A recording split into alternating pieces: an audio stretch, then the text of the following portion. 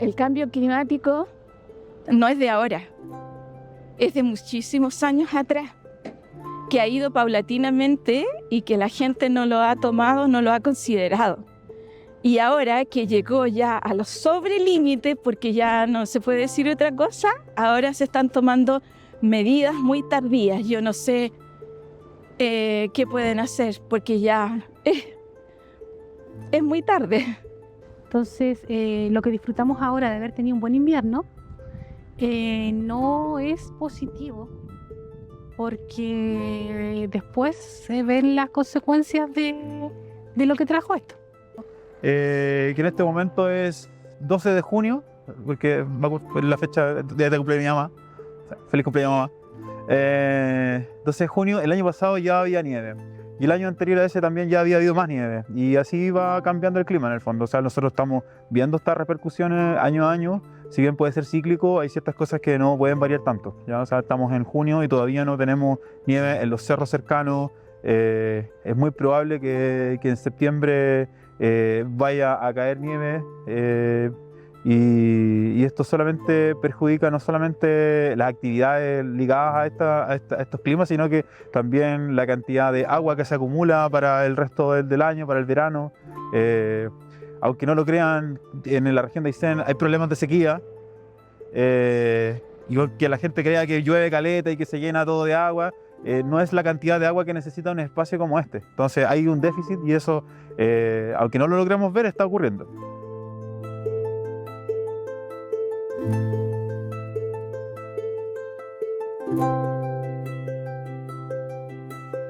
Mi nombre es Elisabeth Schindele. Yo soy alemana, pero vivo hace casi 30 años en la Patagonia. En el año 1999 pudimos comprar aquí este predio en el sector de Oñaris y desde entonces vivo aquí, entre Cochrane y Tortel. Mi familia en Alemania han sido siempre aventureros y alpinistas. Entonces ya yo creo que mis papás ya conocieron estas historias de los cerros en la Patagonia, así que mis hermanos y sí, venimos a la Patagonia a eso. Yo en uno de estos viajes pude participar y me enamoré un poco de la carretera austral que conocí en ese entonces y me acordé de un sueño mío de cuando era chiquitita de recorrer de a caballo la Patagonia. En un viaje en 96 fue, me vine a Cochrane especialmente a buscar caballos para comprar y para recorrer de a caballo. Como era en ese entonces en Cochrane, la gente, todo se movía a caballo, había muy pocos vehículos. La mayoría de los accesos a los valles no tenían camino, así que el caballo era el medio de transporte aquí, entonces eso me encantó. Y ahí me quedé este verano y me quedé el invierno aquí y ahí como me enamoré de un cocranino, de un gaucho aquí, entonces así me quedé sin haberle planificado esto, sino fue el amor nomás que me me tomó la decisión de quedarme aquí. Sí. Sí, había esta casa, mucho más chiquitita, era como una casa de subsidio nomás. Y con los años lo pusimos adentro, los foros, lo pintamos, lo agrandamos, lo mejoramos, lo aislamos, lo adaptamos para poder tener la familia y tener un lugar cómodo aquí. Lo que estaba del tema de la ganadería, había un poco cerco, las divisiones nomás, y después igual hicimos potreros, galpones. Una de las primeras cosas que hicimos cuando llegamos en enero 99 fue comprar manguera, mucha manguera, como 700 metros, y trajimos agua hacia la casa. Porque aquí donde estaba la población no hay un arroyo cerca, no había agua. Los primeros meses fue con la carretilla al río, allá como 400 metros al Ñadis a buscar agua así para el consumo, para la casa. Entonces ese fue lo primero que hicimos al final, traer agua a la casa. Sí, porque desde el 99 hasta que entró mi hijo a la escuela en 2008, sí, entró mi hijo a la escuela en Cochrane. Hasta ese entonces pasamos aquí, invierno y verano aquí en el campo, entonces sí me acuerdo muy bien los inviernos que estaban con mucha más nieve, con mucha más humedad, agua. Yo me acuerdo aquí abajo, no sé si se ve ahí, pero ahí hay como una parte vieja del lecho del río Ñadis. Aquí siempre corría un arroyo cuando llovía, la laguna siempre estaba con agua, incluso lo pescamos ahí. Sacamos ahí parcatrucha y esa laguna igual nos sirvió como para los animales, para que beben agua. Y en invierno, no todos los inviernos, pero muchas veces fuimos en invierno, allá tuvimos que ir con la picota, con el combo a romper el hielo para que los animales podían tomar agua. Entonces hace muchos años no lo tenemos que hacer, que la laguna ya casi no existe. Ahora tiene un poco agua porque los últimos días tuvimos mucha lluvia y creció el nivel del agua del Ñadis, entonces ahí entra agua a la laguna, pero todos esos meses estaba prácticamente seco, ya no, ni pensar en pescar ahí porque ya no. Creo que en promedio fue como lineal, siempre así, no todos los inviernos eran iguales, igual habían años con harta nieve entre medio, pero así como en promedio yo creo que sí, siempre poco menos agua, poco menos nieve, poco menos de todo, menos frío.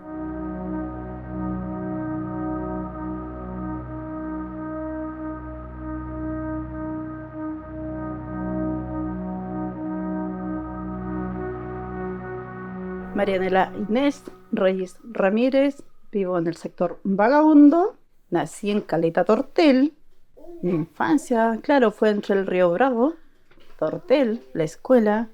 Los inviernos era muy llovedor antes, nevaba un poco, ya que me acuerdo, Carcha igual, pero era más lluvia finita, cosa que ha ido cambiando ahora con el recalentamiento global. Ahora ya el verano ya no se ve casi verano. Este año en particular tuvimos muy poco verano. Diciembre, enero, algunos días de calor. Y ahora febrero ha venido muy llovedor. Incluso hoy día escarcha. De las hortalizas afecta mucho el tema de la calor. Como te decía, viene una calor muy fuerte, que antes igual, bien es cierto, los veranos había un poquito de calor, que eran más marcados los veranos. Nada, pues tú dejabas el invernadero con las 2 ventanitas abiertas y ya era suficiente, cosa que ahora no lo es. Tú vas a ver el invernadero y están las lechugas tiradas, o si plantas afuera que se queman, están café. A mí me pasa con las frutillas, las hojas encima se queman y la frutilla como que le sale, yo decía hongo antes, pero no, es donde se quema y luego se pudre, pues se echa a perder. Sí, aquí hemos tenido grandes inundaciones, casi hasta la casa, porque bueno, tuvimos todos estos años del vaciamiento del lago Cachet. Aquí igual se notaba. aunque no tan de sorpresa porque hasta que llega el agua aquí ya pasan unas cuantas horas, porque por la radio HF ya se tenía conocimiento de que en el lago Colonia o en el río Colonia el medidor ya indicaba que hay un vaciamiento, así que fue un llamado de alerta a los vecinos. Siempre a través de la radio HF nos pudimos preparar a sacar los animales de las zonas afectadas y nunca nos pasó una pérdida aparte de, claro que cercos igual de repente llevó eso que está más a orilla del río. Yo me acuerdo de las primeras veces que se vino el lago Cacheta, tuvimos recién un trabajo hecho hicimos 10 hectáreas de limpia. Amontonamos balos muertos de los grandes incendios que quedaron ahí en las praderas. Y tuvimos todo apilado y vino esta gran inundación y quedó todo disparado. Fue así, cosas que igual son al final trabajo perdido. Igual, claro, aquí estamos entre el río Ñaris y el río Báquer. Y el río Báquer igual cada vez que tiene un cambio en su nivel del agua lleva tierra de aquí del campo. Recuerdo bien si era el 2008 o el 2010, no me acuerdo bien, pero ahí el río crecía mucho, estaba el desagüe del lago Cachet. Entonces el río aquí se notaba, cosa que hoy en día uno le dice está crecido, pero es lo normal en esos años. Para mí no es creciente.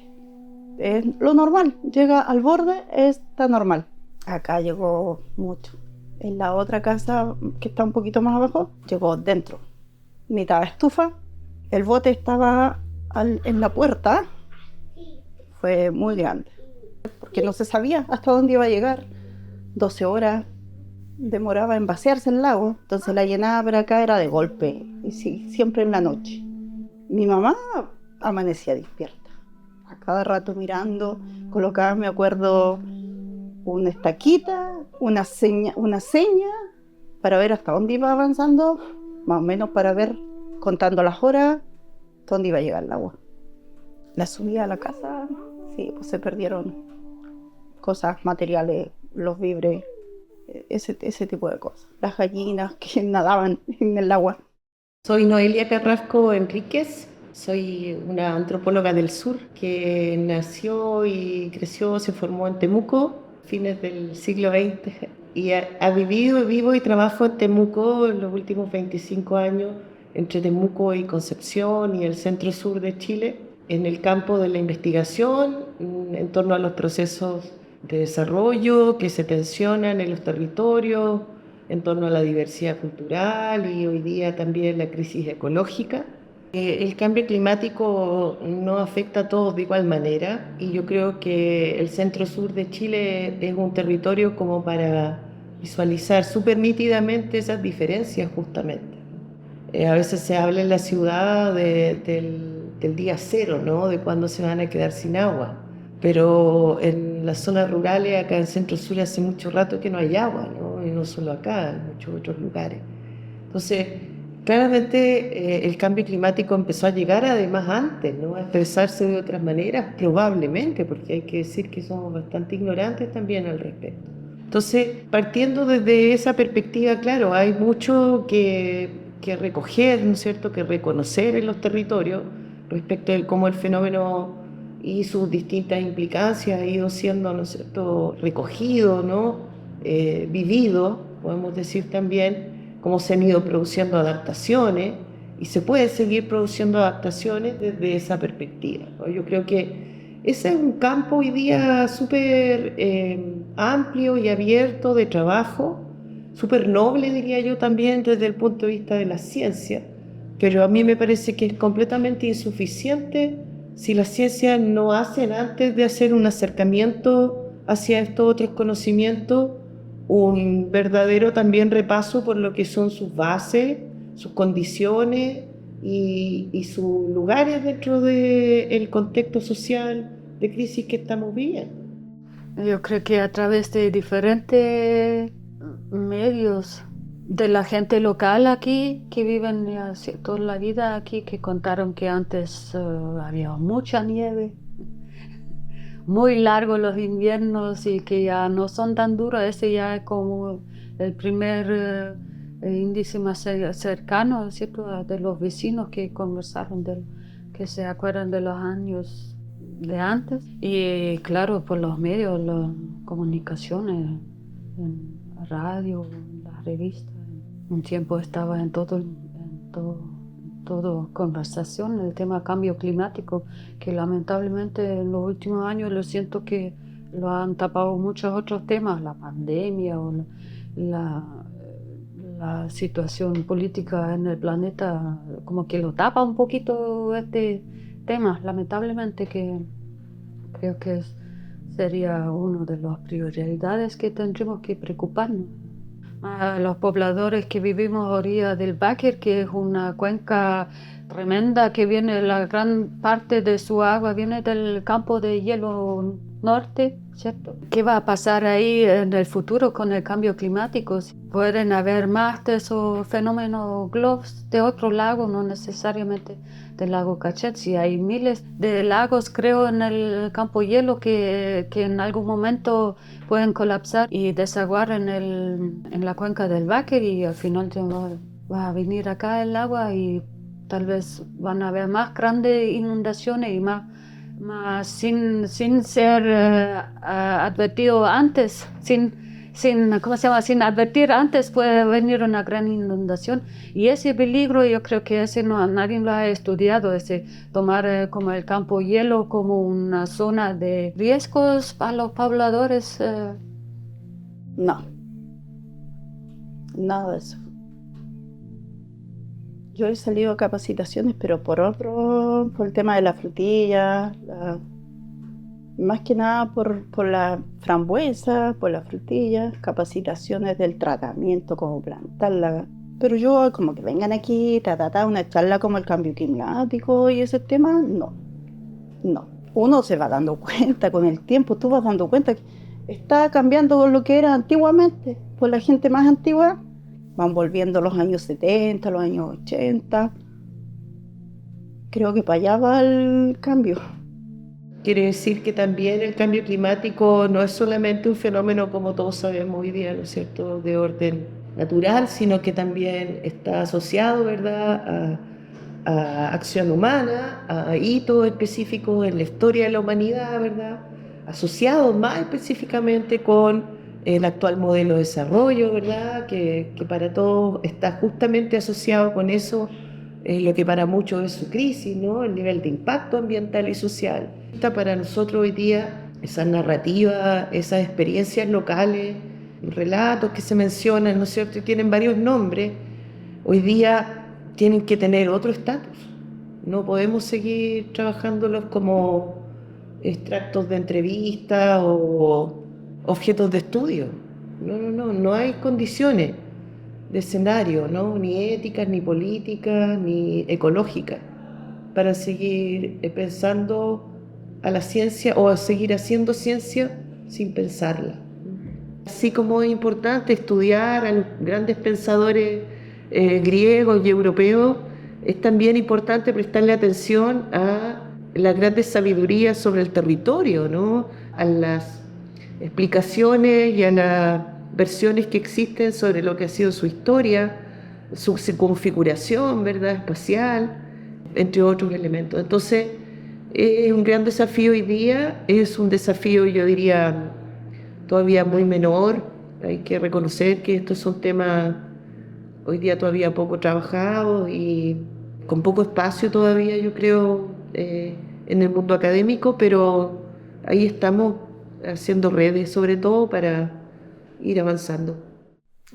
No muy preparada, no muy preparada, sí, en realidad no, porque si vives en la naturaleza, rodeado de naturaleza, igual todos los días, al final de repente tienes que improvisar, reaccionar rápido y tomar a veces decisiones en el momento. sin ser preparados, y eso pasa todos los días en lo chiquitito. Y claro, si viene una gran inundación o un incendio que tuvimos aquí hace un par de años atrás, lo vi todo aquí, desde aquí de la ventana, igual todo el cielo lleno de humo, todo un mes. ¿Cuándo fue eso? Antes de la pandemia, en 18 parece que fue el gran incendio ahí. Entonces, igual, hay que tener una manguera más o menos cerca y quemar y esperar que ojalá que también, si necesitas ayuda, que tienes buena relación con los vecinos, que puedes contar con ellos. Aquí estamos organizados a través de la Junta de Vecinos. Yo creo que gracias a eso que estamos en un lugar bastante rural y compartimos un territorio en común, entonces ese tejido social todavía yo creo que funciona bastante bien con o sin esta organización de la Junta de Vecinos. Si yo sé que mi vecina necesita ayuda, una ayuda, si eso funciona aquí. Menos mal si funciona aquí todavía, sí. Se puede contar en una situación de emergencia o si necesitas ayuda. Por ejemplo, cuando estaba ese tema del lago Cachet, cuando empezó las primeras veces que se vació, llegó el agua hasta la casa, de las dos casas. Incluso una noche la familia que tenían una guagua chiquitita tenían que ir a dormir en el galpón, que estaba un poco más elevado, y no tenían forma de evacuar hacia Cochrane o digamos hacia afuera, hacia la carretera, porque el camino iba a orilla del río, entonces no tenían forma de evacuar. Entonces entre los vecinos juntamos plata. Hicimos un bingo y todo para juntar plata para pagar maquinaria para que puedan hacer un camino de acceso para vehículos a orilla del faldeo arriba, a cierta altura que no llega a la inundación. Así yo creo que fue fantástico como vecinos que logramos esto, y hoy día ese camino se usa todos usamos ese camino porque a orilla del río ese camino ya no existe, se lo llevó. Fue lindo porque entre todos lo logramos, una cosa que fue necesario y igual para la seguridad de la familia, bacán. Estamos justamente tratando de hacernos cargo de ese desafío, que las formas de hacer ciencia son formas que tienen que conversarse hoy día, que tienen que ponerse en relación a otras formas de producir conocimiento que se dan asociado a todos los procesos ambientales en general, ¿no? Entonces, eso es preparar también a los estudiantes de distintas disciplinas a prestarle atención, ¿no? Diferenciada, sin una estratificación ni un sesgo, ¿verdad? Predeterminado, pernicioso, ¿verdad? Respecto de lo que son los conocimientos y las reivindicaciones de los movimientos sociales, los ambientalismos locales, los derechos de las comunidades indígenas, ¿no? En defensa de patrimonio, de lo que nosotros llamamos patrimonios naturales. Hace un par de años me invitaron de un grupo de amigos en Cochrane, me invitaron a bajar el Báquer con kayak. Y fue muy lindo cuando subimos al río en Cochrane, cerca de Cochrane, y en un día llegamos aquí por el río y fue tan conmovedor, o no sé cómo fue, tan un entender del territorio totalmente diferente o tan nuevo de llegar a mi campo con el río o a través del río. Fue muy, como me cambió un poco esta visión del territorio, cómo los accesos, no sé cómo está inserto, porque yo siempre tenía esa línea, no sé cómo explicarlo, pero siempre hacia el Barrancoso, al Cochrane fue la carretera austral y vi este valle así como organizado de esta manera. Pero así ahora con esta nueva visión de cómo se forma ese valle y la importancia del río, y me cambió un poco la visión y un poco soy más amiga del río ahora, sí. Significa muchas cosas. Es un valor sentimental. aquí vivía mi mamá. Mi mundo está aquí. Entonces, sigo acá. La naturaleza te enseña que tiene vida, mucha vida. Mucha vida. Tú puedes vivir a través de ella. Lo hago a través de mis productos. Lo que me enseñó el río, o los ríos aquí, que me enseñó que soy chiquitita nomás. Eso. Lo veo así como invertí como casi 8 años de mi vida en ese tema de luchar por el río, que no se hagan las represas, para que pueda correr libremente. Igual yo no sé si lo hice tan consciente porque estaba luchando. A lo mejor luché más por mi proyecto de vida que tenía con mi familia que por el río, que hoy día a lo mejor sería diferente. Hoy día, si tuviéramos luchar nuevamente contra un proyecto de represa, yo creo que tal vez sería más por el río, por, no sé, por uno de los últimos ríos que hay en el planeta que corre libremente sin ninguna gran intervención. ¡La lucha sigue! ¡La lucha sigue, sigue! ¡La lucha sigue, sigue!